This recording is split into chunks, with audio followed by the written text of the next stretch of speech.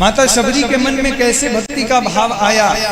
वो थी भीलनी जात की, परंतु जब उनका विवाह होने जा रहा था तो नवयुवक अवस्था में ही शबरी जी ने जब विवाह के समय देखा कि उनके घर के बाहर कई सारे पशु बंधे पड़े हैं, तो उन पशुओं को देख करके उन्होंने रात्रि में किसी से पूछा कि ये पशु किस लिए बंधे पड़े। तो किसी ने बताया कि आपके विवाह के भोजन की व्यवस्था है, ये सब इन्हीं से आपके विवाह के भोजन की व्यवस्था होने वाली है।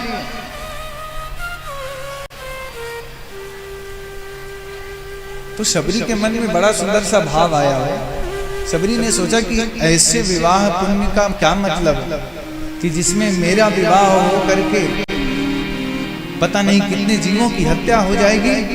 मैं तो इस प्रकार के जीवन संबंध से ही त्याग कर देती हूँ। माता शबरी रात्रि में ही घर से निकल गई और घर से निकल करके माता शबरी कहाँ गई, सबसे पहले जाकर के उन सभी पशुओं को खोल करके मुक्त कर दिया और उन सभी पशुओं को मुक्त करके माता शबरी तुरंत निकल गई और जाकर के मतंग मुनि के आश्रम में रहने लगी। और मतंग मुनि के आश्रम में रह करके बड़े विनम्र भाव से प्रभु की सेवा करने लगी, संतों के संग में रहने लगी। तो मतंग मुनि ने उन्हें बताया कि तुमसे मिलने राम आएंगे, तुमसे मिलने राम आएंगे, और वो जब आएंगे तो उन्हें सुग्रीव का बाली का पता बताना। और हमारे राम जी की प्रतीक्षा देखिए, जब मतंग मुनि ने शबरी को बताया तो शबरी उस समय नवयुवक अवस्था में थी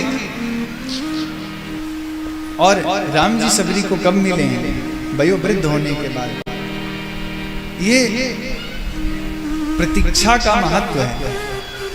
हम आप प्रभु की प्रतीक्षा करें तो वो भी कैसी कि हमारा भाव प्रभु के प्रति दृढ़ होना चाहिए, एकाग्र होना चाहिए। माता शबरी नित्य प्रति रास्ते में पुष्प बिछाती कि मेरे राम आएंगे और इन रास्तों से गुजर करके जाएंगे।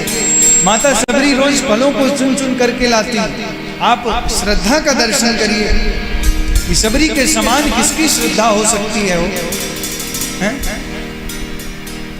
हम सभी लोग भगवान के सामने 7:30 बजे सुबह आरती करनी है तो 7:30 बजे का इंतजार करते हैं कि आधा घंटा आज भगवान को प्रेम करना, फिर दोपहर में आधा घंटा प्रेम करना है, फिर शाम को ठंडी है तो 7:30 बजे, गर्मी है तो 9 बजे। परंतु शबरी का प्रेम सबसे अलग है। ये रामचरितमानस में जिसकी भी कथा है ना, वो कोई साधारण व्यक्ति नहीं है। ये महापुरुषों की संगीता है, ये महापुरुषों के चरित्रों की संगीता है।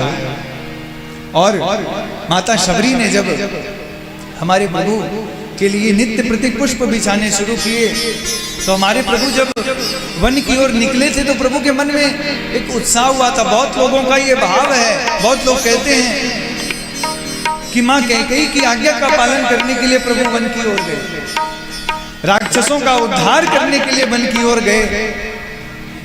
परंतु मेरा ये भक्ति भाव कहता है कि प्रभु माता शबरी के लिए वन में आए, अपने केवट के लिए वन में आए, अपने भक्तों से मिलने के लिए वन में आए। नहीं तो राम जी चाहते तो क्या सिंहासन पर नहीं बैठ जाते? राम जी चाहते तो अपने एक संकल्प मात्र से रावण को मार देते, हनुमान जी को आदेश दे देते, हनुमान जी जाकर के मार देते। परंतु हमारे प्रभु को भक्तों से भेंट करनी थी, हमारे प्रभु को अपने इन दिव्य भक्तों से मिलना था। माता शबरी बड़े सुंदर भाव के साथ प्रभु की सेवा करती और नित्य प्रति पुष्प बिछाती कि इसी रास्ते से मेरे राम को आना है। कई लोग कहते हैं कि माता शबरी ने प्रभु को जूठे फल खिलाए, पर रामचरितमानस में या वाल्मीकि रामायण में ऐसा कोई वर्णन नहीं है कि भगवान ने माता शबरी के द्वारा जूठे फल खाए। माता शबरी इस कार्य को करती थी कि वो नित्य प्रति जब वो फल तोड़ने जाती, फल को लेने जाती, तो उस समय उनके मन का भाव रहता था कि हे प्रभु, हम जिस पेड़ से प्रभु के लिए फल तोड़ रही हैं, उस पेड़ में जाकर के उस पेड़ के चारों तरफ के जितने भी फल रहा करते थे, माता शबरी उन सभी फलों को चख चख करके देखती थी किसमें से मीठे कौन से हैं, इसमें से इन फल का क्या स्वाद है, उस फल का क्या स्वाद है। और जब सभी फलों का स्वाद चख लेती कि चारों कोनों में इस पेड़ में मीठे फल लगे हुए हैं। तब माता शबरी उन फलों को तोड़ती राम के लिए कि मेरे राम जब भी आएंगे, और ये कार्य रोज करती है। आप सोचिए कि इतना संयम एवं इतनी धीरता, मैं तो कहता हूं कि माता शबरी के अलावा ना आज तक किसी में थी और ना आगे रह पाएगी। इतनी अद्भुत भक्त ऐसा आज तक कोई नहीं हुआ। और माता शबरी की प्रतीक्षा कैसी है। माता शबरी जब प्रभु को देखती, स्वप्न में कभी प्रभु दिखते, कभी अनजाने में दिख जाते, कभी किसी भाव में दिख जाते, तो उनके नेत्रों से झरझर झरझर रात्रि में सोते समय ही आंसू निकलने लगते।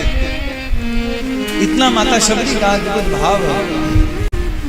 और जब माता शबरी वयोवृद्ध हो गई, जब वो अत्यंत वयोवृद्ध हो गई कि कई ऋषि मुनि उन्हें देख करके पागल कहने लगे कि ये रोज पागल की तरह रास्ते में फूल बिछाती है, इसे लगता है कि इससे मिलने राम आएंगे।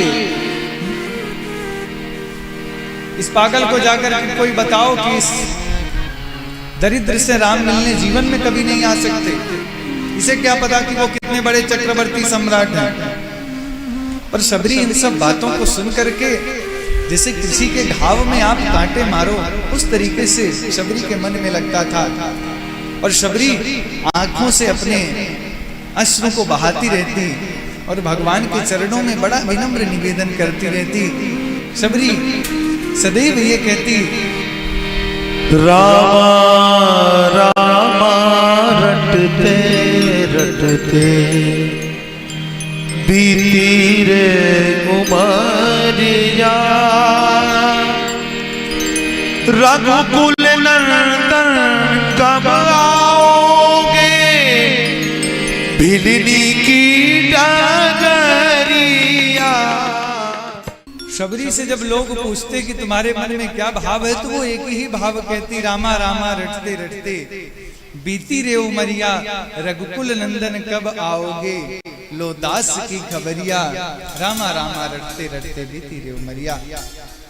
हमारे प्रभु कि जब कर्णों में इनकी आवाज पड़ी, तो हमारे प्रभु अपने आप को रोक ना पाए। और हमारे प्रभु जब शबरी के द्वार पर पधारते हैं, तो शबरी अपने उन वृद्ध नेत्रों से प्रभु को देख नहीं पा रही थी। शबरी ने राम जी को आज तक कभी सामने से देखा नहीं था, पहचाना नहीं था, परंतु उन्होंने 5 लक्षण बताए थे। क्या? कि उनके गले में वनमाल होगी। वनमाल होती है गले से लेकर के नीचे घुटने तक, 5 पुष्पों से मिला करके बनाई जाती है। जब शबरी ने देखा कि इनके गले में तो वनमाल है जो आ रहे हैं, और क्या देखा? और देखते हैं, शबरी ने देखा कि ऋषि ने बताया था कि उनके आजान बाहु अर्थात लंबी लंबी भुजाएं होंगी। तो देखो उनके भी लंबी लंबी भुजाएं दिखे, राम जी की भी। और पूछा कि वो अत्यंत सुकुमार दिख रहे होंगे और अत्यंत सुंदर दिख रहे होंगे, उनके मुखमंडल पे एक अत्यंत सी प्रभा झलक रही होगी। कहे 3 लक्षण, 3 के तीनों मिल गए, चौथा क्या है? कहते हैं उनके हाथ में धनुष बाण होगा। और जब इतना सब कुछ चारों लक्षण को मिलाकर के शबरी राम जी के निकट पहुंची, तो राम जी ने कहा कि क्या हुआ मैया, क्या सोच रही हो? उन्होंने कहा कि एक चीज मैं भूल रही हूँ। राम जी ने पूछा क्या भूल रही हो, बात क्या है, बताओ उनको। उन्होंने कहा अभी रुक जाइए। शबरी ने कहा कि ये आपके बगल में कौन है? ऋषि ने बताया था कि उनके साथ उनकी अर्धांगिनी सीता और उनके छोटे भाई लक्ष्मण होंगे। ये 5 लक्षण भगवान श्री राम को बताए थे मतंग मुनि ने।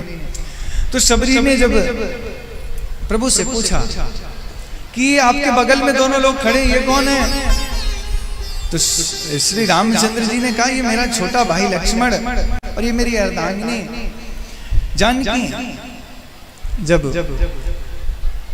शबरी ने इन शब्दों को सुना तो उसके नेत्र अश्रु बिंदुओं से भर आए और वो रोने लगी।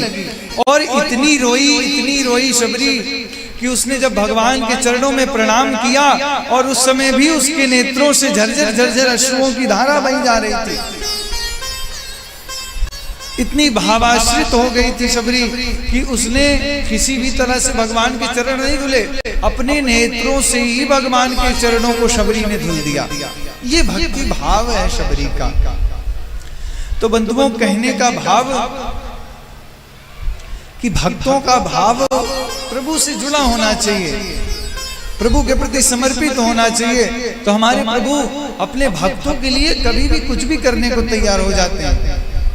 परंतु यदि भक्त प्रभु के मन से नहीं जुड़ा हुआ है ना, तब तक उस भक्त का कल्याण नहीं होने वाला, तब तक उस भक्त का उद्धार नहीं होने वाला है।